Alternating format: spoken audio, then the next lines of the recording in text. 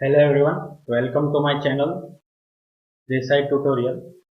My name is Fenil Desai और आज हम पढ़ने वाले standardization of machine design. So it's a topic which is under machine design. तो ये कुछ कंटेंट है, यहाँ पे क्या पढ़ने वाले standardization, then what are the different standards use in mechanical engineering, उसके बाद उसके एडवांटेजेस क्या रहते हैं, then preferred series important topic. Okay, so standardization basically defined as obligatory norms. Obligatory norms means some rules which are compulsory to follow by companies. Okay, so these are some set of rules that need to be followed by the companies, which varies characteristics of product should conform. तो देखते हो कौन कौन से characteristics include करते हैं. That is material, okay, thereafter dimension, shape of the component, method of the testing, method of marking, packing and storing of the product. So these are the rules which will be applicable on this particular things. Okay, so this is how the definition goes. So first different standards जो हम देखने वाले हैं उसमें से पहला है standards of for materials, their chemical composition, mechanical properties and heat treatment. तो यहाँ पे देखते हैं पहला Indian Standards IS 210 specify 7 grade of cast iron designated as FG 150, 200, 220, 260 and so on. तो यहाँ पे मैं पहले कुछ कैटलॉग दिखाना चाहता हूँ कि ये कैसे रहता है आपका. ठीक है, बेसिकली आपका हर एक चीज अवेलेबल ही रहता है, आपको कैलकुलेशन करना नहीं रहता है. ठीक है, जब आप डिजाइन में जाते हो स्पेसिफिकली तो वो सब चीज आपके पास एक कैटलॉग में अवेलेबल ही रहती है और आपके इनिशियल इनपुट के द्वारा वो उस हिसाब से आपको चूज करना रहता है. जैसे कि ये यहाँ पे आप कैटलॉग देख रहे हो तो इसका सब डिफरेंट दिखाया गया है. तो मैं आपको एक बेसिक सा आइडिया दे रहा हूँ जो कंपनी में कैसे वर्कआउट करते हैं. एक स्मॉल सा 2-3 एग्जांपल दूंगा कि कैसे ये अवेलेबिलिटी रहती है और आपको कैसे यूज करना रहता है कैटलॉग. ठीक है, तो एक बेसिक सा एग्जांपल यहाँ पे देखते हैं जो हमने देखे 7 ग्रेड्स ऑफ आयरन. ठीक है, तो यही एग्जांपल देखते हैं. तो यहाँ पे दिख रहा है आपको 150, 200, 220, 260, 300. तो उसकी हर एक की टेंसाइल स्ट्रेस भी अवेलेबल रहेगी, हार्डनेस टेस्ट अवेलेबल रहेगी. ठीक है, फिर उसकी हीट ट्रीटमेंट प्रोसेसेस अवेलेबल रहेगी. तो depending on all that condition you will be able to choose the material जो आपके हिसाब से सही रहेगा. ठीक है, तो यहाँ पे आपको जो दिखा रहा है, तो यहाँ पे जो आपको पता चल रहा है 7 ग्रेड ऑफ कास्ट आयरन, तो वो आपको कैटलॉग में भी पता चला. ठीक है, तो जो number indicate the ultimate tensile strength of the material, तो ये जो नंबर आपको यहाँ पे दिखाया जा रहा है 150, 200, 220, 260, तो वो क्या है कि ultimate tensile strength of the material. Second, IS 1570 part 4 specifies the chemical composition of various grades of alloy steels. For example, if we consider alloy steel, that is 55 Cr3, it will be having 0.5 to 0.6% of carbon, 0.10 to 0.35% of silicon and 0.6 to 0.8% of the manganese and 0.6 to 0.8% of the chromium. So if you look at back at the catalog, okay, तो ये कुछ इस तरीके का आपको दिखेगा यहाँ पे कैटलॉग. ठीक है, यहाँ पे भी उसी तरीके जैसे होगा. ठीक है, तो यहाँ पे आपको दिखाया गया है different types of alloy steels. तो हम जो एग्जांपल देख रहे हैं वही आपको दिखा रहा हूँ कि वो कैसे दिखाया जाता है. सो 50 आवर एग्जांपल वाज 55 Cr3. तो ये यहाँ पे आप देख रहे हो 55 Cr3, तो 0.5 to 0.6% of the carbon, ये रहा आपका carbon, then 0.10 to 0.35% of the silicon and 0.6 to 0.8% of the manganese and 0.6 to 0.8% of the chromium, and rest is not present in this. Okay, similarly for molybdenum, chromium, manganese, so for different grades of alloy steel, those are the percentage that will be present, which will be available in the catalog.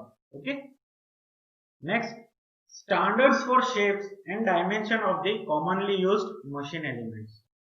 तो कौन से देखते हैं. ठीक है, the machine elements include क्या क्या करता है, include bolt, screw, ठीक है, nuts, rivets, belts, chain, ball bearing, roller bearing, wire, rope, keys etcetera, काफी कुछ मशीन एलिमेंट है जो इसी के अंदर आ जाते हैं। ओके, तो यहाँ पे भी देखते हैं, तो जैसा कि IS 2494 part 1 specifies the dimensions and shapes of the cross sections of the we belt.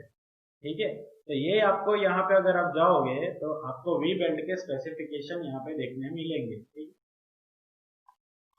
तो ये रहा आपका वी बेल्ट का रेफरेंसेस। जब आप वी बेल्ट वगैरह डिजाइन करोगे तो आपको पता चलेगा कि ये कैसे देखी जाती है कैटलॉग, तो उसी के बेस पे पूरा वी बेल्ट का डिजाइन रहता है। आपको हर एक बार कैलकुलेशन में करना नहीं रहता ये फॉर्मूला डाल के, आपके पास सिर्फ इनिशियल इनपुट होगा, सेंटर टू सेंटर डिस्टेंस होगा, तो you will be able to calculate, you will be able to solve the required solution from the design data book. तो ये कुछ ऐसे डिजाइन डेटा बुक रहती है, आप जो डिटेल में देखोगे जब आप वी बेल्ट वगैरह डिजाइन करोगे। So will be not going much into detail into this. तो ये देखो, ये इसका क्रॉस सेक्शन एरिया कितना, ये एंगल दिया गया रहता है, सेंटर टू सेंटर डिस्टेंस कैसे नापा जाता है वगैरह यहाँ पे आपको मिल जाता है। So that is what standards for shapes and dimensions. Next, the dimensions for the trapezoidal cross sections of the belt with height and included angles are specified in the standards. जो हमने अभी कैटलॉग में देखा वो वहां पे दिया गया रहता है। ठीक है, स्टैंडर्ड्स में। Next, the dimensions of the rotary shafts oil seal units are given in the table or the book, that is IS 5129 part 1. Next, what will it show? This shows the inner and outer diameters and the width of the oil seal unit. यानी क्या क्या दिखाएगा ये आपको, shaft के inner and outer, ये आपका inner diameter, okay, और ये आपका आउटर डायमीटर, और इसके लिए ऑयल सील जो यूज किया गया that will be available in that book, that is IS 5129. Next, standards for fits, tolerance and surface finish off the product. So here selection of types of fit for different application is illustrated in IS 2709, where you will be getting the guidelines on the selections of the fits. Okay, जब आप पढ़ोगे limit fit and tolerance का chapter, तब आपको ये पता चलेगा exactly होता क्या है. So the tolerance of the upper and lower limit for the various sizes of holes and shafts are specified in 919 and recommendation for the limits and twist for the engineer. इसके लिए भी एक data book आपके पास available होगी, from which you can calculate the upper and lower limit of the shaft. Okay.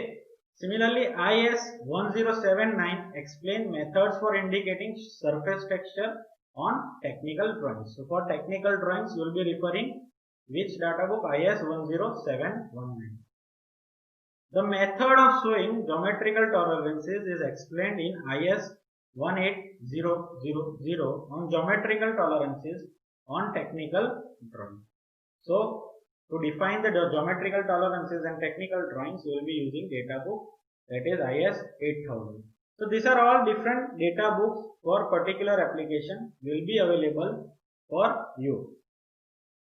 Then we come across the standards for testing of products. For that, these standards are sometimes called codes. Gives procedures to test the products such as pressure vessel, boiler, crane, wire rope, where the safety of the operator is an important consideration. Okay, तो एक standard code, set of code यहाँ पे available होंगे. क्यों available होंगे? क्योंकि आपको वहां से डिफरेंट टेस्टिंग प्रोसीजर पता रहेंगे. जैसे NDT रहती है, नॉन डिस्ट्रक्टिव टेस्टिंग प्रोसीजर, तो वहां से आप क्रैक्स वगैरह फॉर्मेशन प्रेशर वेसल बॉयलर में आप पता कर सकते हो. जिसके वजह से क्या होगा, पहले से आपको पता चल जाएगा कि कहां पे फॉल्ट हो रहा है बिफोर दी एप्लीकेशन. तो हर एक बार इसका क्वालिटी प्रोसीजर टेस्ट किया जाता है for the safety of the operator. तो कौन सा कोड इस्तेमाल किया जाता है यहाँ पे? IS 807 is code for design, manufacture, erection and testing of the crane and hoist. तो this is specifically for crane and hoist. कौन सा यूज कर रहे हैं? IS 807. ये सब इतना डिटेल में याद रखने की जरूरत नहीं है, बट आपको आइडिया रहे कि ये कैसा रहता है। तो यहाँ पे भी अगर मैं दिखाऊं तो ये कुछ इस तरीके का ही कैटलॉग आपका आता है, ठीक है। This is specifically design for the cranes. इसकी आप डिटेल्स देखते हो तो यहाँ से आपको हर एक चीज अवेलेबल हो जाती है, सिर्फ आपको अपना इनपुट पैरामीटर रेडी रखना है, okay. The method for testing of pressure vessel is very well explained in IS 285 on the code for unfired pressure vessel, ठीक है। तो अगर ये कोडिंग देखेंगे तो आपके हर एक प्रेशर वेसल की कैसे टेस्टिंग की जाती है वो वहां पे अवेलेबल रहेगी। Next, standards for engineering drawings of component. अभी जैसे आप सबने एक इंजीनियरिंग ग्राफिक्स करके सब्जेक्ट पढ़ा होगा, ओके। तो इंजीनियरिंग ग्राफिक्स में आपने एक सेट ऑफ रूल्स पढ़े होंगे, ठीक है। अगर ये शीट रहती है यहाँ पे, ये शीट में टाइटल ब्लॉक कैसे बनाया जाता है, इसका लेंथ क्या रहता है, विड्थ क्या रहता है, और ये क्यों डिटरमाइन करते हैं, ताकि हर कोई नया इंजीनियर आए तो वो अपने हिसाब से ये बड़ा बनाएगा, कोई आएगा तो इतना बड़ा बनाएगा, कोई आएगा तो इतना छोटा बनाएगा, तो उससे क्या दिक्कतें बढ़ती जाती है। फिर हम लोग क्या करते हैं, यहाँ पे मटेरियल प्रोक्योरमेंट वगैरह जो भी यूज करने वाले हैं वो शीट में डालते हैं, तो वो उसका भी एक स्टैंडर्डाइजेशन कोड और सेट ऑफ कोड हम लोग फॉलो करते हैं, ताकि कोई भी एक थर्ड पार्टी इंजीनियर आए तो उसको पता चले कि वो चीज कहाँ पे उसको मिल सकती है। So that is why this we need to standardize certain things, okay. So for example, there is a special publication of SP 46 prepared by the Bureau of Indian Standards on engineering drawing practice for schools and colleges, okay. मैं अभी आपको बताया, which covers and standards related to engineering drawing, ठीक है। फिर set of lines भी आपने पढ़ी होगी कि सेंटर लाइन बनानी हो तो कैसे इंडिकेट करते हैं, तो वैसे, ठीक है। फिर डॉटेड लाइन क्या इंडिकेट करता है, फिर ये बड़ी लाइन क्या इंडिकेट करती है वगैरह, आपको एक इंजीनियरिंग ग्राफिक्स सब्जेक्ट में आपने पढ़ा रहता है, ठीक है।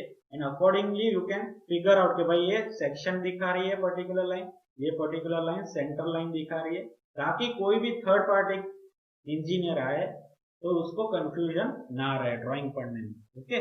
सो if engineer comes anywhere around the world he will be not facing such difficulty. Now there are two words which are basically used in standards for engineering drawing of components are standards and codes, okay. So standards is a set of specification for parts, material or processes. The objective of the standard is to reduce the variety and the limit the number of items to a reasonable level.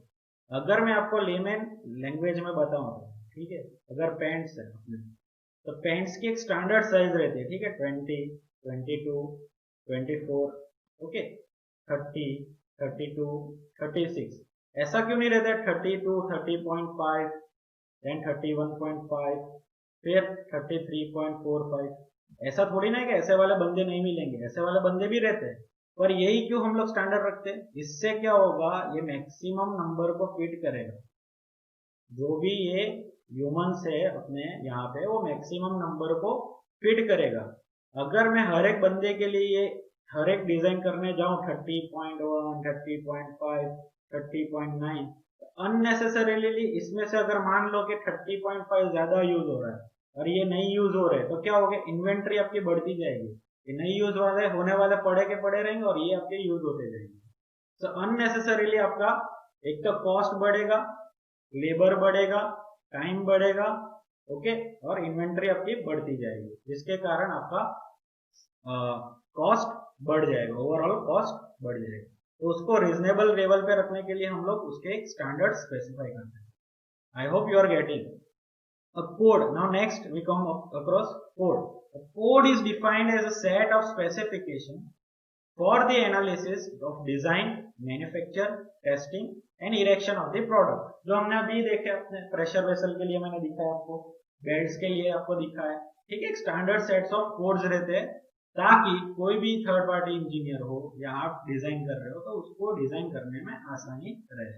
The purpose of the code is to achieve a specific level of the safety, ठीक है। जैसे वहां पे हमने देखा quality assurance भी आपको मिल रहा है यहाँ पे, ठीक है, तो वो भी आपको क्या हो जाएगी यहाँ पे कोड में मिल जाएगी, clear. Next, standards are basically characterized in 3 parts, that is company standards, national standards and international standards. Company standards यानी मान लेते हैं अगर बाटा शूज है, ठीक है, और यहाँ पे एक अपने है, मान लेते हैं लखानी। तो ये अपने सेट ऑफ रूल्स से एक स्टैंडर्ड साइजेस बना सकते हैं। तो यहाँ पे कुछ इंटरनेशनल स्टैंडर्ड्स फॉलो करने की जरूरत नहीं है। Here company can assure their sizes to sell in the market. ठीक है, और मेजोरिटी लोग क्या करेंगे, यहाँ पे भी स्टैंडर्डाइज करने की जरूर करेंगे ताकि फिटिंग हर एक में अच्छी की तरह आए और इन्वेंटरी कम रहे और लेबर टाइम वगैरह कम यूज हो। ठीक है, तो those comes under company standard. जैसे कि मान लेते हैं वोल्क्सवैगन। ओके, वोल्क्सवैगन के एक अपने स्टैंडर्ड्स है डिजाइन करने के। तो नहीं बिकने का कारण वोल्क्सवैगन का सबसे ज्यादा क्या है, कि मटेरियल प्रोक्योरमेंट अवेलेबल नहीं है, उसके लिए स्किल लेबर अवेलेबल नहीं है, पार्ट्स है वो इजीली अवेलेबल नहीं है, इसलिए ये मार्केट में मार खा रहा है वोल्क्सवैगन। ठीक है, उसके जगह आप Hyundai ले लो, ओके, मारुति ले लो। उसका बिकने का कारण क्या है, they follow set of rules which are been followed by this each and every company. यानी क्या, उसका पार्ट्स भी अवेलेबल है, स्किल्स भी अवेलेबल है, इजीली लेबर भी अवेलेबल हो जाएगा ताकि मार्केट में इसका सेलिंग सबसे ज्यादा रहेगा। ठीक है, क्योंकि इसमें हर एक चीज की अवेलेबिलिटी है। यहाँ पे हर एक चीज में वोल्क्सवैगन में स्पेशलाइजेशन चाहिए। तो ये भी एक इंपॉर्टेंट फैक्टर करता है। अगर आप अपने हिसाब से जाते हो, भले वोल्क्सवैगन कितनी भी मजबूत है, अच्छी है, पर वो बिक नहीं पाती है। Okay, so those comes under company standard. Next, okay, German standards, Indian standards, American standards, UK standards, हर एक के अपने अपने कंट्री वाइज भी रहते हैं। Okay, then comes under international standard organisation. ये मैक्सिमम यूज होता है ताकि मान लेते हैं कि जैसे कि एयरक्राफ्ट वगैरह डिजाइन होता है। ओके, अगर एयरक्राफ्ट डिजाइन हो रहा है तो उसको हम लोग जनरली ISO स्टैंडर्ड में रखेंगे, ताकि क्या एडवांटेज होगा कि वो एयरक्राफ्ट अगर दूसरी कंट्री में जा रहा है तो they can operate easily. Okay, तो वहां पे सेट ऑफ रूल्स हर एक के लिए सेम रहेंगे, तो ताकि वो इजीली ऑपरेट कर पाए। तो those comes under international standards organisation.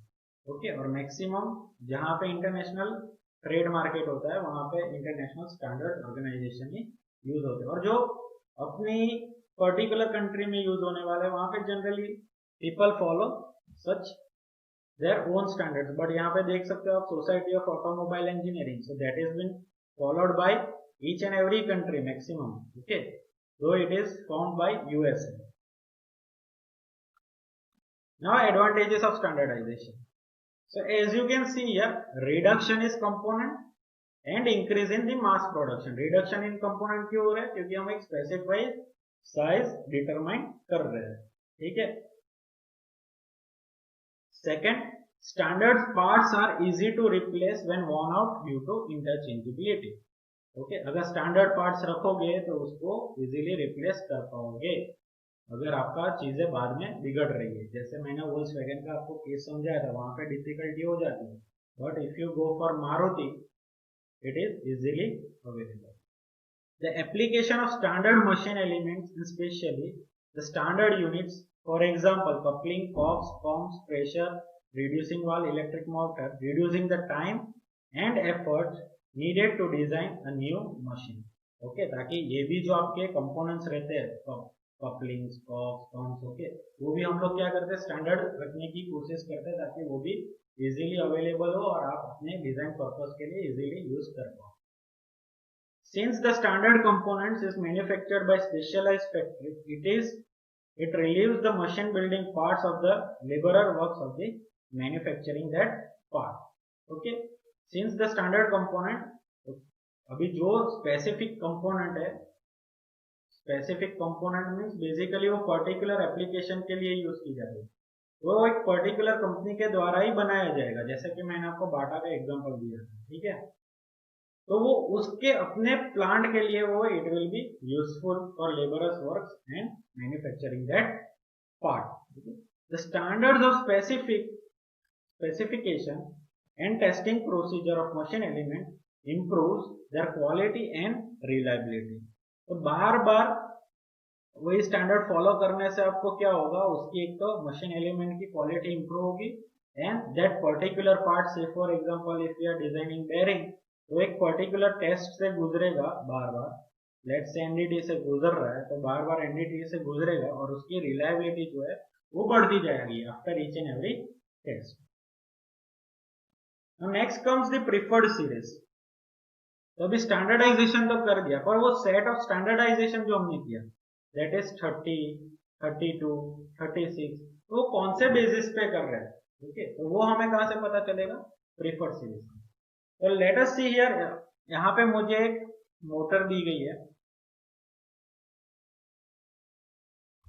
जिसकी कैपेसिटी है power transmitting capacity, load capacity, load carrying capacity, speed, dimension उसके रहेंगे, height, then length, width, volume और weight. So this are the parameters which will be needed to design this particular product. Okay, इतने सारे parameter हो गए एक particular product को design करने के लिए। तो मान लेते हैं यहाँ पे ये है 5 kilowatt capacity, 10 power transmitting capacity इसकी है 5 किलोवाट, लोड कैरिंग कैपेसिटी इसकी 10 न्यूटन और स्पीड है इसकी 1000 न्यूटन। स्पेसिफिकेशन ऑफ मोटर देख लेते हैं। तो यहाँ पे ये क्या है, इसका 3 फेज है, सिंगल फेज है, पावर कितना है 0.5 हॉर्स पावर, ब्रांड जो है अपनी, देन वोल्टेज 415, आईपी रेटिंग इसकी दे रखी है और ये स्पीड वेरिएशन दे रखा है। ये क्यों यहाँ पे ऐसा जा रहे हैं वो अपने देखते हैं। तो मान लेते हैं संजय दत्त आ रहे हैं, उसको एक मोटर चाहिए, और ये आलिया भट्ट आ रही है, उसको एक मोटर चाहिए।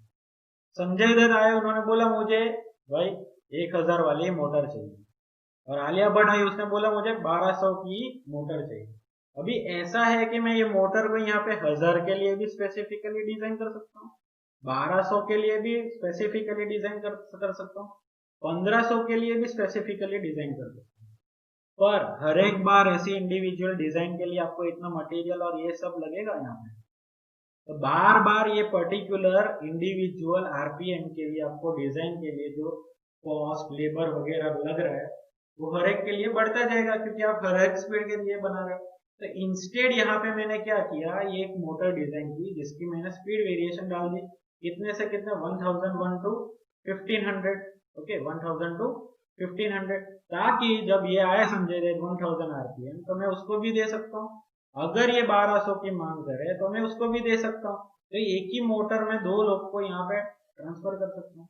अगर मैं एक पर्टिकुलर आरपीएम पे ही डिजाइन की होती तो इंडिविजुअली मुझे एक मोटर इसको देनी पड़ती और एक मोटर इसको देनी पड़ती, और 1500 रखी की रखी रहेगी। इसके कारण क्या होगा, इन्वेंटरी भी बढ़ते जाएगा, लेबर कॉस्ट बढ़ते जाएगा, इसके लिए जो मटेरियल यूज हो रहा है वो भी आपका बढ़ते जाएगा। ठीक है, तो ये जो अभी स्पीड वेरिएशन मैंने डाला है कि 1100 से 1500 वो कैसा रहेगा और किस तरीके से रहेगा, तो वो मुझे पता करना है। तो that I have to go for the preferred series. तो प्रीफर्ड सीरीज का पहला कंसेप्ट लाया थे French balloonist and engineer Renard in 19th century. तो ये इन्होंने कुछ बेसिक प्रीफर्ड सीरीज बताई थी, ऐसे R5 सीरीज 10। तो यहाँ के हर एक के ज्योमेट्रिक फैक्टर आपको दिए गए हैं, and it's a simple mathematics जो आप पढ़े हो, ज्योमेट्रिक प्रोग्रेशन। तो उसी के बेस पे ये पूरा डिजाइन किया गया था इन 19th सेंचुरी। तो कितनी टाइप की सीरीज रहती है, first is basic series and second is derived series.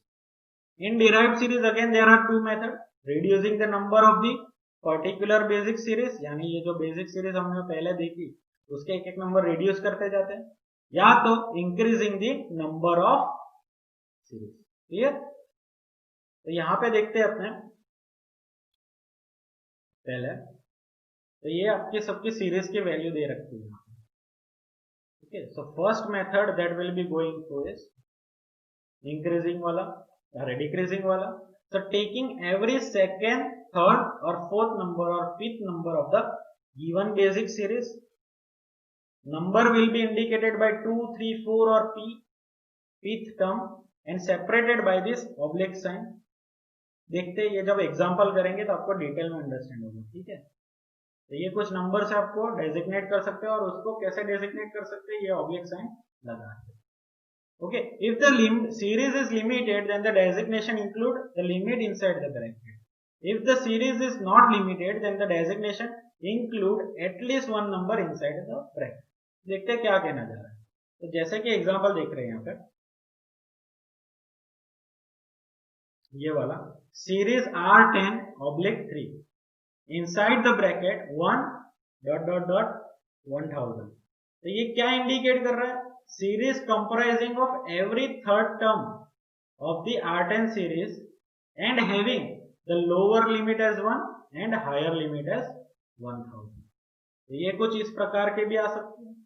दूसरे देखते हैं, R20/4 ... 8 ...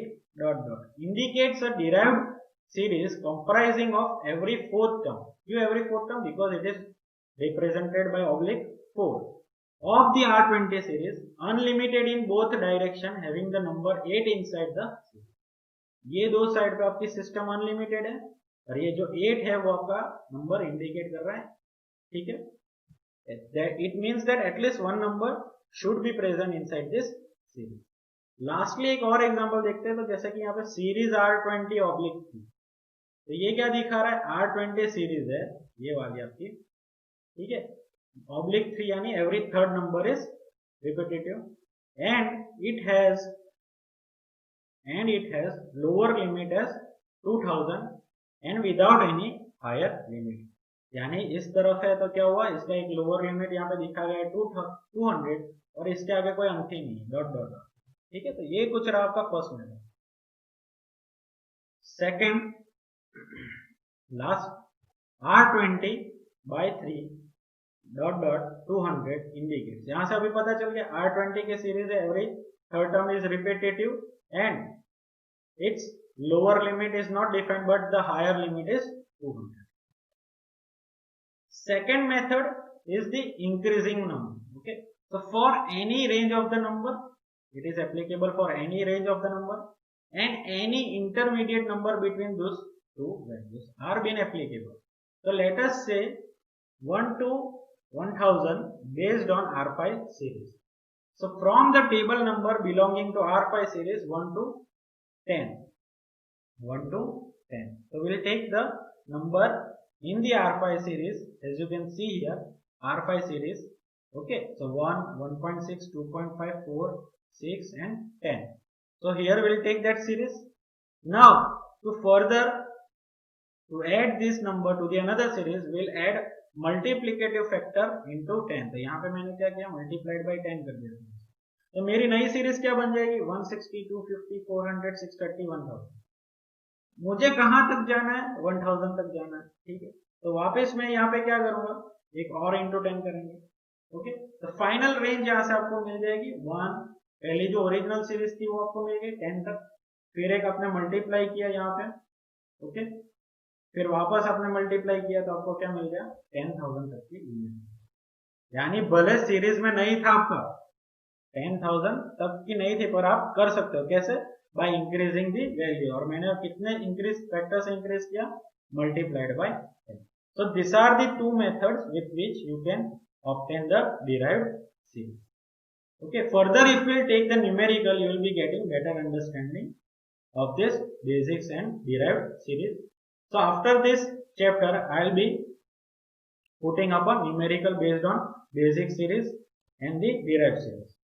so if you like my lecture, please do subscribe and share. Even if you can follow my Facebook page, then Insta page or Twitter। so if you have any doubts, you can also leave in the comment section of the YouTube or even in the Facebook।